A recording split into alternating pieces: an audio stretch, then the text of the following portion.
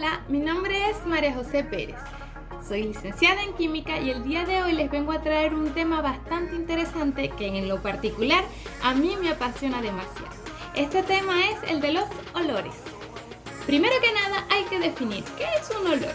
Un olor es una sensación o una percepción que podemos capturar con el sentido del olfato, gracias a los receptores que posee nuestra nariz. Estos olores provienen de sustancias que se conocen también como compuestos aromáticos.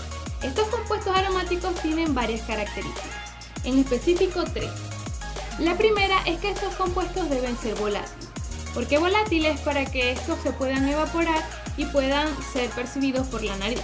La segunda característica viene unida a la primera, que es que deben ser de bajo peso molecular.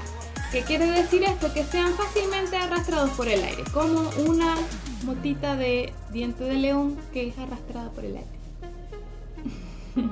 Y el tercero, que aparte de poseer elementos como el carbono y el hidrógeno, que son lo esencial para moléculas orgánicas, también pueden contener oxígeno, nitrógeno y azufre. Volviendo un poco a esto de los receptores de la nariz puede percibir un aproximado de más de 10.000 tipos de olores. Y estos olores se pueden dividir en dos categorías: las categorías de olores desagradables y la categoría de olores agradables. Los olores desagradables son característicos con moléculas orgánicas que poseen en su estructura tanto nitrógeno como azufre. ¿Qué quiere decir? Que cuando nosotros encontramos una molécula con estos dos elementos, muy probablemente el aroma es bastante desagradable.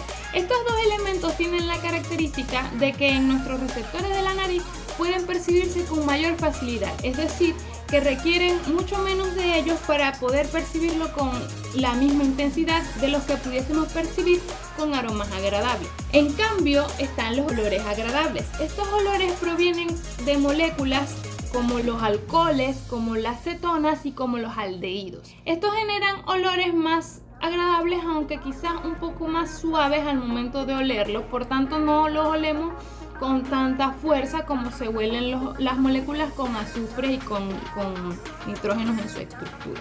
Ya definidos estos dos tipos de olores agradables y olores desagradables, podemos empezar a hablar un poco específicamente de los olores cítricos.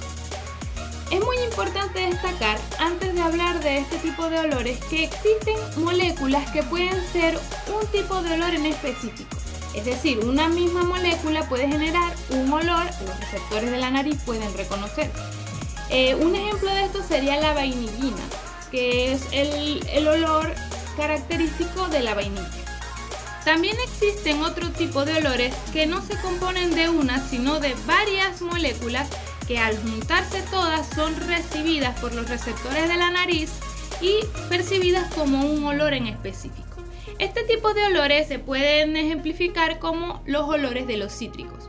Ustedes podrán notar que el olor de un limón no huele igual al olor de una mandarina o de una naranja. Los olores cítricos se caracterizan por tener aldehídos como el decanal, el octanal y el citral también conocido como 3,7-dimetil octa-2,6-dienal, y también por algunos terpenos. Estas moléculas de terpeno son conocidas por no tener más que hidrógenos y carbono en sus estructuras, es decir, que no son moléculas con oxígeno en ellas.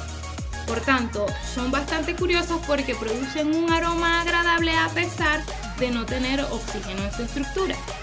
Uno de estos terpenos conocidos para los olores cítricos es específicamente el limoneno.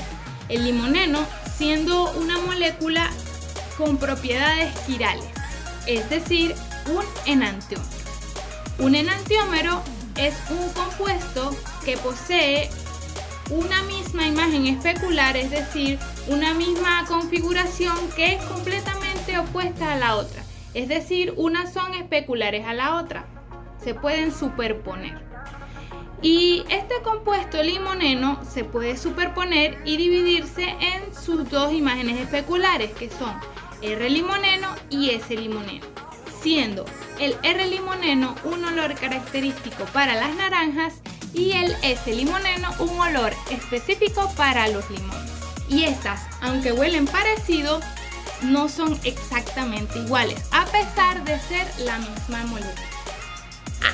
Es aquí entonces la importancia de la biología al momento de percibir un aroma, porque cuando nosotros recibimos esos receptores en la nariz, depende inclusive de su enantiómero al cual estoy oliendo, va a oler diferente y son percibidas por el cerebro de manera diferente. Lástima que no estudié biología. Ahora, para terminar, quisiera hablar un poquito de mi olor favorito.